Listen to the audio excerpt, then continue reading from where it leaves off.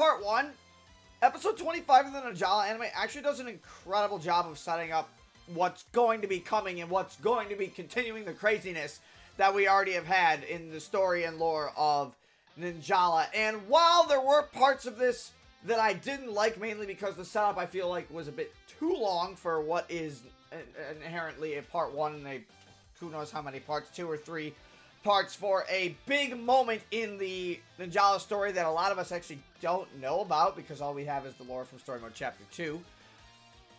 It's decent! Not my favorite, but it's decent. So hello ladies and gentlemen and all the core gamers out there, CAJman777 here, and welcome back to another Ninjala anime discussion. We're talking about episode 25, which is Operation Odeo Ninjas Part 1. If you guys are enjoying the Ninjala content here on the channel, I mean, you guys know what to do. Hit that like and subscribe button. We do one of these every week. Maybe not for much longer, and we'll talk about that at the end of the video. Yeah, let's just get into talking about Ninjala anime episode 25. And straight off the bat, this episode opens up with a 7-minute flashback recalling the events of a lot of the previous episodes. Talking about how Baraka, Jane, and Kappa got to Odeo. Talking about the situation with Leonard when they first met Leonard in Orange Sea Terror, and talking about meeting up with, Gen Unsai, which is Gen Ryusai's brother, and finally making their way to Underground Odeo. A 7-minute flashback before any of the new stuff that happens in the episode. This includes the intro sequence. Granted, it goes right to a title screen after the intro sequence, which is, fantastic, but nearly 7 minutes into the episode, actually about 6 minutes, before we get any new content for the Ninjala anime. I understand for those who are coming into the Ninjala anime, this is a very, very important thing, because if you haven't watched the previous episodes, obviously, if you're, watching it as with the English subs, you can only watch them, once a week, because after that they take them down on the main channel. But having a elongated flashback sequence like that, I feel like can do more harm than good in the terms of storytelling. I like my flashbacks to be short, sweet, and to the point. And this one wasn't terrible, believe me, I've seen worse. But this is, I think, for me, a little bit too long, because it's not adding anything to the story. This is more of a refresher for people who I feel like are just coming into episode 25 of the Ninjala anime and watching it. And we do get like one little newer piece of lore kind of added to it when they finally reach Underground Odeo, and we get that actually later in the episode as we go forward. But having a flashback of just 7 minutes of recalling the events from probably the previous 1, 2, 3, 4, maybe like 5 or so episodes, I don't know, it didn't like work really well for me in the beginning of this. I know other animes have this previously on episode, like we look at stuff like for example One Piece does that all the time, and their intros are like 4 minutes and stuff. But One Piece also has animation quality to back that up. Not saying that the Ninjala animation team doesn't have animation quality, but it's not on the levels visually that makes it pleasing to do a longer flashback sequence in the Ninjala anime as it would in something like One Piece, or even like Demon Slayer, for example. Although Demon Slayer doesn't really have too many like previously on Demon Slayer kind of things. So I don't know. I just really didn't like the start of this episode. I don't think it was bad though. For those who are coming in and watching episode 25 for the first time, it's nice if you're not familiar with the lore or catching up onto the lore. So all in all, good if you're new, really slow if you've been watching the Ninjala anime for a long time, because you know all these events. But with that being said, after all this is over, the stuff that we get, pretty good. It seems, again, this is a setup episode, considering it is a part 1, so, episode 2 is going to have the climax, episode 3 is going to be the finale kind of thing. And there's a lot of stuff to kind of cover. So, the first thing that we really see is we get this big, grand look at Underground Odeo, which, again, in the game, we don't have a big, grand look of Underground Odeo, which is really nice to see. You get to see that Underground Odeo is a very large, mining facility that is in the meteorite crater. Obviously, the Shadow Ninja have been established to be looking for the Black Stones for some sort of relation to the power of Shinobi and using it for their own purposes. And that's why Underground Odeo is how it is. Again, it shares that very ninja-esque Japanese aesthetic with the buildings and stuff mixed with the modern technology of what is a mining facility. And of course, noticing this are main characters here, Baraka, Jane, and Kappei, have to figure out a way to get into the mining facility, and they notice that there's mine carts carrying coal in and out of the facility into different parts of the facility. So what do? They sneak into the facility via minecart, which obviously makes it pretty easy for them to get in, considering the guard posts aren't that strong. Underground Odeo.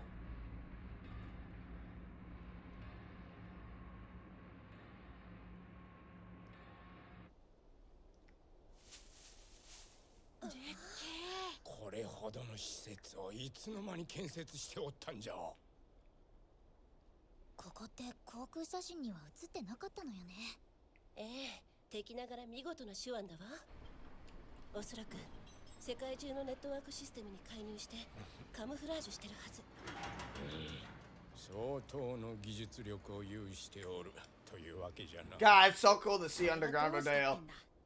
相手がどんな奴らだろうと絶対にベレッカの親父さんが亡くなった場所にたどり着いてみせるぜ。入るにはあそこしかなさそうじゃ。どうやって潜入したものかの。Pull out the tall guy. Oh. The mine carts.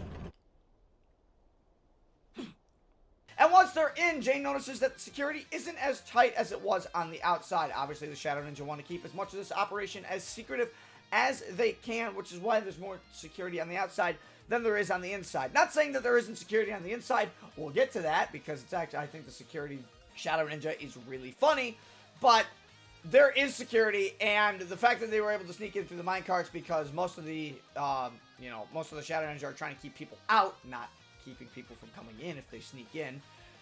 It makes a lot of sense story-wise and why the Shadow Ninja are being more secretive about not wanting anybody to discover the area.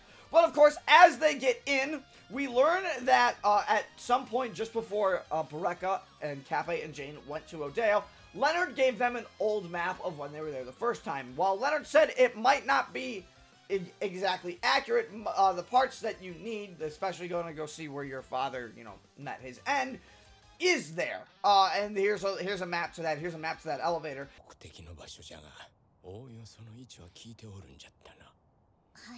お江戸に来る前にこれを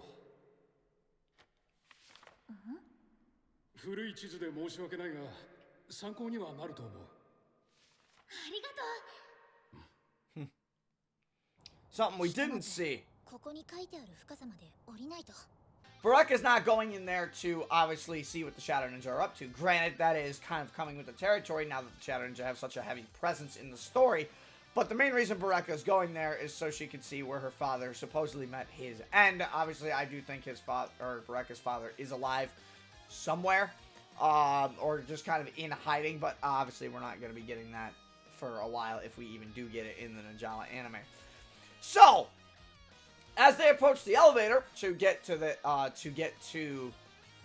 the mining area where Baraka's father, Sean, died, they notice that there's a Shadow Ninja guarding the elevator to the entrance of this mine. Obviously, the Shadow Ninja has some usage with this mine still. They're looking for the black stones, which have a connection to the Power Shinobi. They want to use them for their own purposes. The divisions between the Shadow Ninja and the Space Ninja are kind of well seen. The Shadow Ninja are, I would say, a bit more capable fighters, but they are also kind of like, I guess they have this comedic anime cartoon stupid that you would think a lot of people just normally wouldn't fall for, especially if you had a bunch of security in general. So the idea comes in, alright, how do we get past the security guard? Well, much like the WNA, the Shadow Ninja have their own, group of helper robots. If you remember, at some point, the Shadow Ninja were a part of the WNA in some way. So obviously the information between the Shadow Ninja's technology and the WNA's technology and the Onowambashu, that was all shared with them before the Shadow Ninja were exiled from the WNA for being, I guess for having very strange and darker methods compared to what the WNA was being prideful for.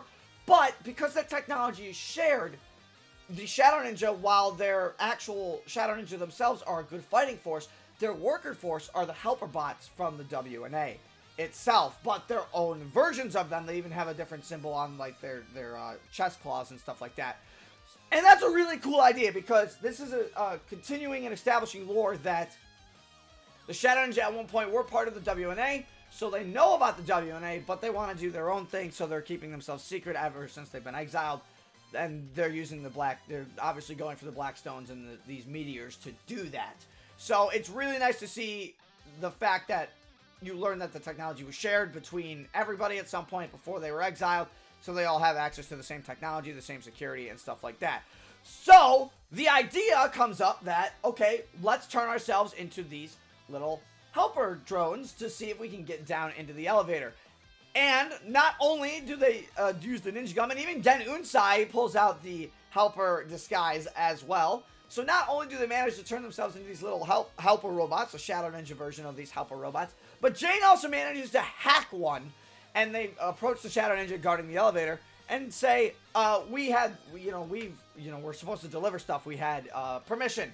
So the Shadow Ninja, casually thinking everything is okay, lets them down to the elevator, go to the elevator, and the Shadow Ninja is, he's very skeptical at first, but once he hears the director has been informed, he's like, oh, okay, and he lets by. Again, that anime cartoon stupid that happens with some characters to set up plot, I hate it, but at the same time, this is also an anime for, like, younger kids, the teenagers, so, like, this is not, like, anything crazy, super dark. And granted, there is some dark lore in the Ninjala anime, don't get me wrong, and some kids wouldn't understand the dark lore like we do, like the older crowd of the Ninjala community does, but for what it is, I really don't like the cartoon anime stupid sometimes, especially when it's for plot convenience. They have evil versions of these as well. That's interesting to me. They're definitely an offshoot of maybe even the Academy then.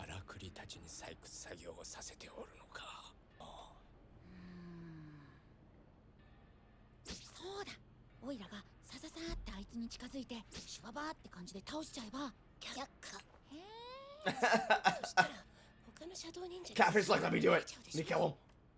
アカデミーで少しは成長したと思ったったが、頭脳の方はまだまだじゃな。だったらどうすんだよ。何かないかしら。できればスマートな方法だといいんだけど。そういえば前に。Oh, another flashback.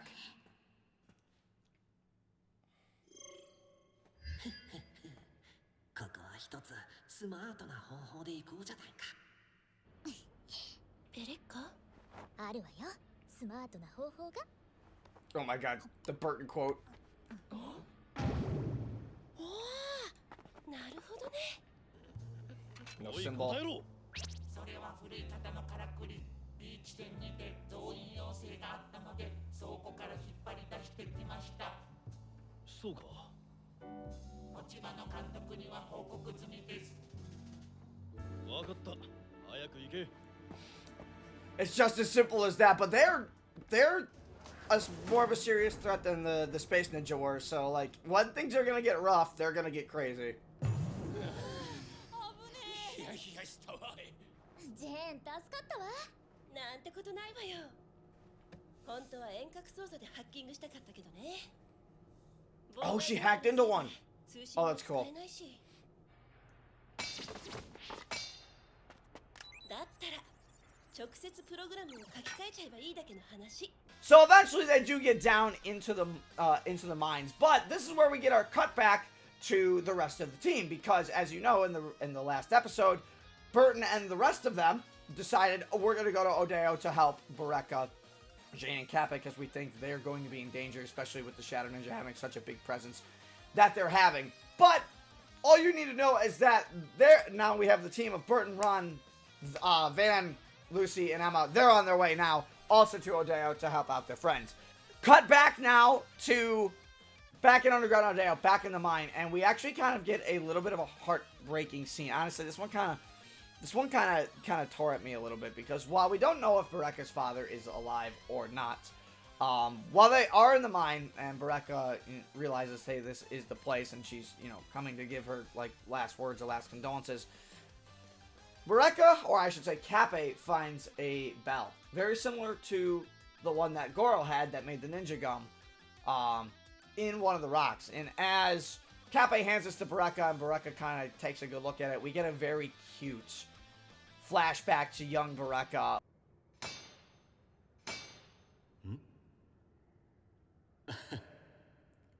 The cave-in. Gotta remember this area caved in too, so it's like behind this wall yet.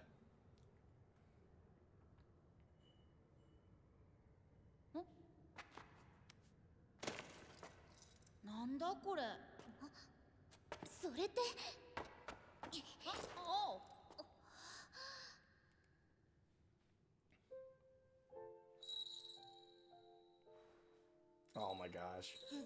くれるの？父さんが大事にしているものだ。Oh. ちなみにもう一つ、これは私の分。お揃いだね。だな。Oh, and that's, yup. さあ今日も実験だ。あれショーンさんは？なんかの調査に行ってるんだって。ふん、この鈴どうしたの？秘密。え？ Sean invented the bell. それお父さんの？ Or he invented... 心のどこか Because に clearly it has もしかした some ら other hidden お父さんは purpose まだ生きてるかもって based 思っ on てたけど、 what it did to create the ninja gum. やっぱり What I find interesting about this is that we know the bell was used to make the ninja gum, so the fact that Baraka's dad made 2 of these makes me think that he already had an idea of what this bell could do or what this bell would go for. And that's why, again, Burton went into research, and that's when Goro's bell became part of the ninja gum. So I do think that this bell, obviously it has a significance in being the reason that the ninja gum was successful, but I think whatever's inside the bell is the real reason. Was it made from maybe the meteorite? Was it made from parts of the meteorite, maybe, that Sean took back as a sample? We don't know. We don't get learned, but the bell has a really big significance in the story, and the fact that not only Baraka got one, but Baraka's dad had one and was found in this episode kind of means a lot, because we even get to see Baraka putting it on Goro here, and we get the day that Baraka put it on Goro, and as Burton comes over the same day, young Burton, you also get Baraka saying he went off on some survey project. So that was the last time Baraka saw her dad, which, again, it's a little heartbreaking scene.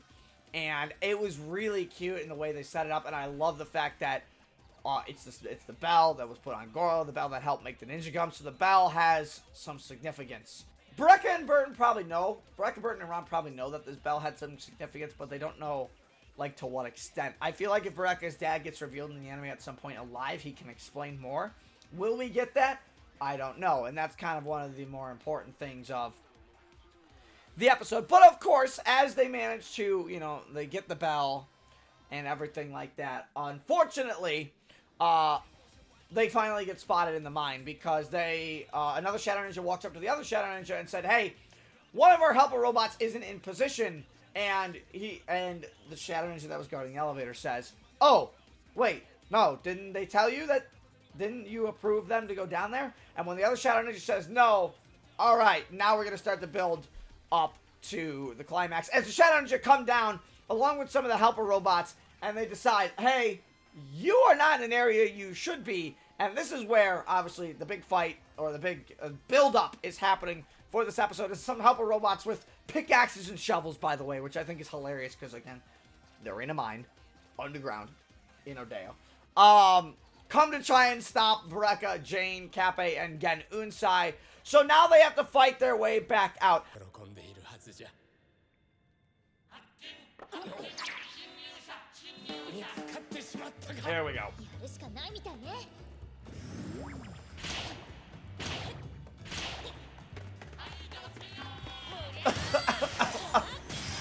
Just seeing how goofy they are running at them with the mining equipment. 急いでここから脱出しよう。 I'm still not a big fan of Baraka constantly pulling out the Popeye weapon. It's nice to see it every once in a while, but I am disappointed in the way it is drawn. Almost every time it has shown up in the anime, with the exception of a few shots. This quick little slash isn't that bad. It keeps it on model, but the next shot where Baraka's just holding it like this, God, it looks so stupid. Just give Baraka the claws. It'd be so much easier to draw, maybe. I don't know, but they gotta stop animating the Popeye. It doesn't look good. The yo-yo and the drill look fine, But, like, the Popeye just doesn't look good. Look at the screenshot. I mean, come on, man! So, either way, Baraka, Jane, and Kappa, they start fighting their way out of the mine they got to in underground Odeo. And as they do that, the Shadow Ninjas show up and start to try and, you know, they apprehend them. They're wondering what they're doing here. Lo and behold, the Oniwabanshu's extermination squad for the Shadow Ninja show up, which, as we established in the last episode as well, Alan said, alright, the Shadow Ninja are a problem. Before we deal with the rest of them, we need to see what they're up to. We need to steal their technology. We need to do whatever. So Alan in the last episode set up the Oniwabanshu, or the Shadow Ninja Extermination Squad, which is made from the same elite team as the Space Ninja Extermination Squad. And there's actually a really funny line here, because as they collide with each other, Baraka kind of recognizes them. The one member with the scar on his eye from Alan's new Shadow Ninja Extermination Squad goes, "What are you doing here?" And I thought that was really funny. And also, here's the Oniwabanshu problem.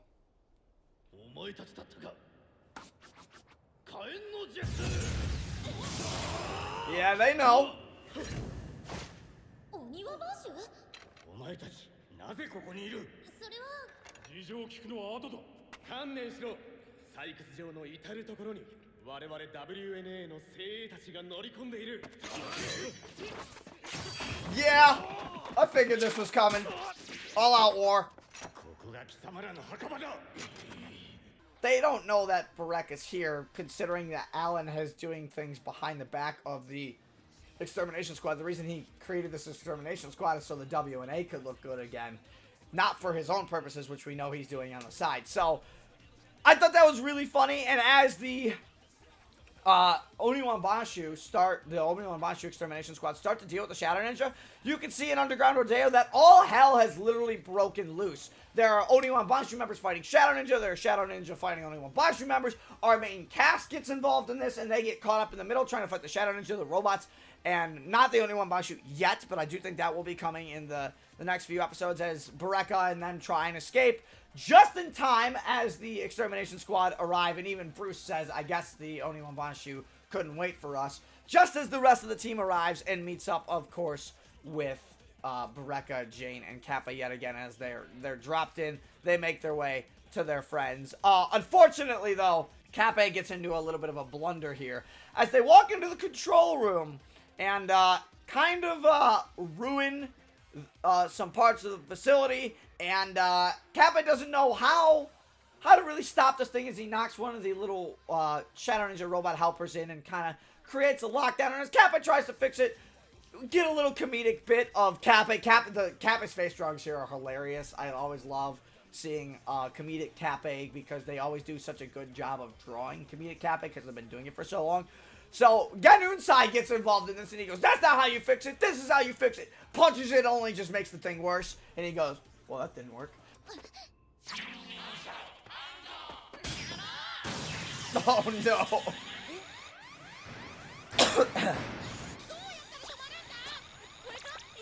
And this is why you smash later.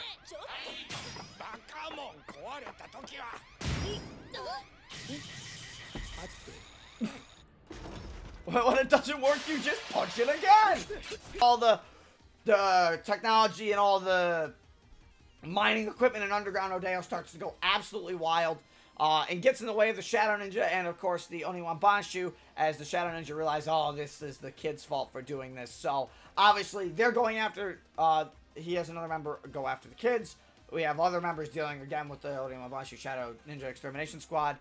But Jane manages to find a way out, and as they find a way out, they do meet up with the rest of their friends on a bridge, underground, which can never end well, because as the Shadow Ninja come in to stop them, the rest of them come in from the other side, and now we get a fight with some Shadow Ninja and the main team. And as Lucy goes in for the attack, and Baraka gets the dumbest running cycle I have ever seen running with the Popeye. Please stop animating the Popeye unless you're doing action shots with it, not this silly motion tweened run.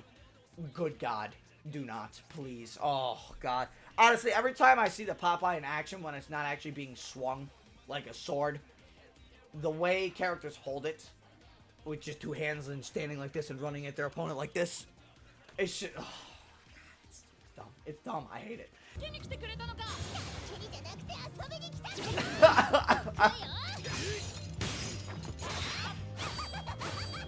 I hate it. The animator in me dies when that happens. TLDR, they engage with the Shadow Ninja, and obviously they're a lot harder than they realize as Lucy kind of gets knocked back. And the sickle and chain kind of come out again, which I think is really cool. Lucy dealing with the Shadow Ninja gets knocked off the bridge. Emma goes, of course, and saves Lucy as the Shadow Ninja goes for the stab, goes for the kill on Lucy. Emma gets to save. Lucy says she's having a good time. Kappei goes to engage the Shadow Ninjas. The Shadow Ninja kind of knocks Kappei, or tries to attempt to attack Kappei as, again, Unsai shows up. The yo-yo from Jane gets thrown. I like the smug Jane expression we get here. Van gets a nice little scene here with a throw. Unfortunately, the Shadow Ninja uses some wind ninjutsu to knock Van through a building, which also knocks down some gasoline as a firebomb also comes to start to set the building on fire.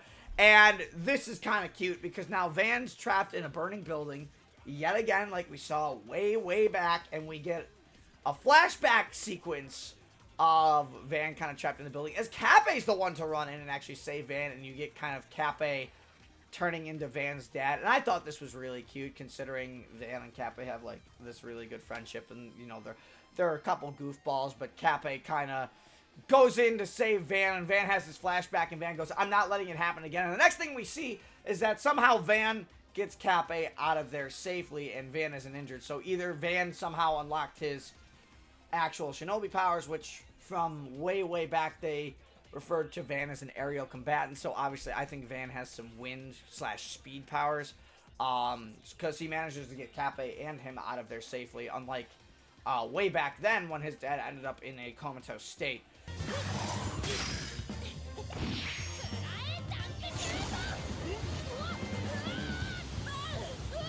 Wind? Gasoline, of course.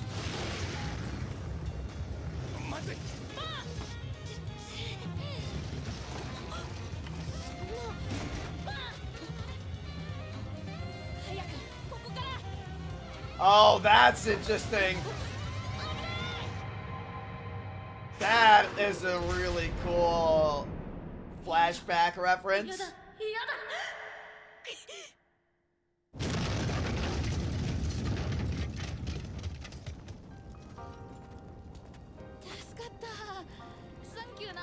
That's I like the little flashback there. Nice little subtle callback to an earlier episode, and that I do like seeing in animated episodes. That's a small, short flashback, and it works well. But as the team gets ready to finish off the Shadow Ninja, as they're all regrouped, Ganon Insai engages with the Shadow Ninja with two swords. You get some motion between the animation, and their hands are just kind of moving in circles. That's fine. Get a cool little shot of Jane, though, kind of finishing off the Shadow Ninja. The Shadow Ninja jumps in the air. Jane gets again, smug Jane expression, and then we get back to Bareka and the Popeye, which, fine. For the shot they were going for here with the Popeye being, throwing a baiting shark scroll, fine, as the rest of the crew kind of surround the Shadow Ninja, forcing them onto the baiting shark, and Bareka kind of deals with them in that way. Unfortunately, at the same time, there are other Shadow Ninja on this bridge, and because of all the bombs they've been throwing and everything else like that, the one Shadow Ninja that gets up from being injured throws a bomb onto the bridge and breaks the bridge. It knocks Emma off the bridge, nearly, like, almost, you would think killing Emma, but obviously Lucy jumps off the bridge after Emma and they land in water, so they'll be fine. Emma's definitely unconscious, though. And this kind of breaks the bridge and separates our characters into the teams that I thought they were going to be separated into, to be honest with you. And you can't forget that all the characters are here, including Goro. Goro snuck into the facility with them. So the teams that they kind of get separated into, I'm not surprised at. You're going to have Lucy and Emma together. You've got Jane, Van, and Kappei together, which obviously is going to be, I'm assuming, some subtle references to Ms. Jane yet again from the earlier episodes. And then you have the three researchers together, which is Ron, Bareka, and Burton. And that'll be an interesting one to see, especially in going to Operation Odeo Ninjas Part 2, see what they're going to do, because I'm sure there's going to be a lot to talk about with that situation. But with Kappa, Van, Jane, and Genunsai, the ones left standing, the rest of them fell off the bridge or fell into the water.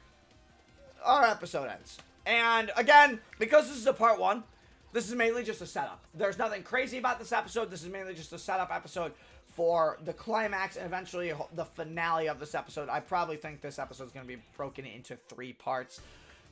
And overall, this episode was fast for the new story, considering we had the 7-minute flashback. Again, I'm not a big fan of the 7-minute flashback, but, you know, it had to be done for people who are coming in, especially considering they have such a big story beat. Again, I'm not too big of a fan of it. I'd like to see, like, newer content like they did, and the 6 or 7-minute flashback sequence was kind of rough, at least for me, in this episode. But overall, yeah, not my favorite episode. It had its moments. I like the cute little flashbacks and all the references to some other episodes that they've brought, you know, throughout the series, with showing their, you know, character development with Bruce, and the flashback of Kappa's, Van's dad, in the form of Kappa. That was kind of cool to see.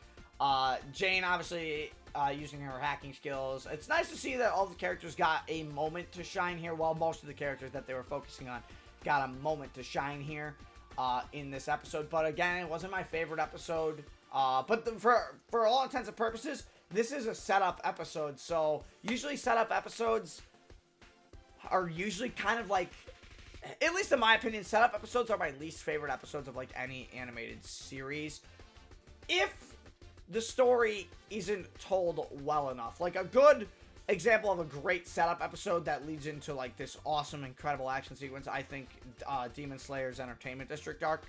The setup and build up for that entire fight, which takes up like half the season, is really well done. But the story of Demon Slayer is also written to be that way. Whereas this, you have a lot of characters to track, you have a lot of characters to understand, a lot of character motivations and, you know, ties and betrayals and stuff that you have to keep track of, which is good if you're a lore fanatic, but it also slows story pacing down, and makes episodes like a setup episode like this tougher to tell, which I think you could tell. For all intents and purposes, they did not go all out with this episode. Again, it was just a main setup episode. So overall, it was an okay episode for me. But I want to know what you guys thought, of course, of the episode down in the comments section below. Again, this is a setup episode for me. So for me, this is like a 6, not a 5. It's like borderline, like middle. Nothing really impressed me too much, but nothing was also like god tier enough to kind of raise the score, yeah, if you know what I mean. But I'm interested to hear what you guys have on, you know, thoughts on this episode. And I'd like to note that I mentioned at the beginning of this video that I don't know how much longer I want to do these Ninjala anime reactions. Now, not saying that I'm not enjoying it, but I've been talking to you guys recently in the community and talking to you guys specifically on my content and the form of my content and how my content is being presented. And if you guys don't want to watch this, I hope you guys enjoy the rest of your day. But this is kind of an important thing to me, especially considering I've been doing this for so long. I have done 25 of these anime reactions now, and I've been trying to get these out weekly for you guys. But after talking to my Discord and running a Twitter poll and talking to my community, it seems a general consensus is that you guys seem to enjoy my more long-form edited stuff compared to this. While this is nice, this, you know, fills my goal of what I wanted to do this year, is putting out a video every week. Some of you think that the quality of these anime reaction videos isn't the same. And I agree with you. I actually agree with you here. And because of that, I think what I'm going to do is we will probably go to, I would say, maybe the Ninjala anime episode 30, or maybe the conclusion of this arc. And then I want to stop doing the Ninjala anime reactions unless something really big happens in the lore, you know, kind of story with the Ninjala anime. And the main reason is because I'd like to get back into doing longer edited content, more fun edited content for you guys, as the general consensus seems to be that while you guys do enjoy this content, you guys don't enjoy it as much as when I do take longer to do some editing. And I will say it has been hard on me as well. I appreciate the brutally honest feedback. Trust me, I absolutely do. But it's been hard on me to do my other content that I like to do because I'm doing an Ninjala anime anime reaction every week. So, I hope you guys understand exactly where I'm coming from, just to let you know, whether at the conclusion of this arc or depending on what, you know, what goes on with this. I am probably going to kind of slow down the Ninjala anime reactions. I have enjoyed it while I have, but it seems, again, that you guys want to see some more longer edited content, which is good, because I have a backlog of videos that I still have yet to do, and some of the videos are hilariously good, as well as some awesome new content here on the channel. One of those might be up this week. I have to kind of finish a couple things on that and see how much I can get on editing for that, and I'd like to do that because that'll be a new series on the channel that I think you guys will enjoy. It's something that I personally am going to enjoy, and something that I've been looking forward to doing for a long time. So I hope you guys understand that. I hope you guys will understand where I'm coming from with slowing down the Ninjala anime content, unless there's a big lore bombshell that they kind of drop, or an, you know, a really cool, awesome moment. Maybe I'll do something smaller for the Ninjala anime instead of these big episode breakdowns. Maybe talk about my favorite part of the anime and talk my favorite part about the episode and why. I haven't decided what I'm going to do with this, but probably at the conclusion of this arc, or at the conclusion of episode 30 of the Ninjala anime, we are going to be done with the Ninjala anime discussion. So I appreciate you guys, everybody's support that you guys have pushed through the Ninjala anime, but we're going to be switching gears a little bit, especially considering there's a lot of cool stuff coming out, a lot of cool videos I want to make, and I don't want to be stuck just doing a Ninjala anime reaction every week, as well as my other videos, because that's a lot of work, especially considering I also work 5 days a week, and my shifts are like midday to evening, which really takes away a lot of my day. So I hope you guys understand that. I hope you guys, of course, if you enjoyed the video, you do me a favor, hit that like button, as well as hitting that subscribe button here on the channel. And of course, I will see you guys in the next Ninjala anime episode, for now. And I hope you guys are looking forward to the new content. I hope you guys are looking forward to some more diverse content on the channel. I hope you guys are looking forward to the Ninjala anime episode discussion break. If you aren't, I'm sorry, but it's just, you know, the general consensus of the community seems to be going in a different direction. But either way, I hope you all enjoyed. And until then, this is CAJ Man 777 signing off. Stay safe, everybody.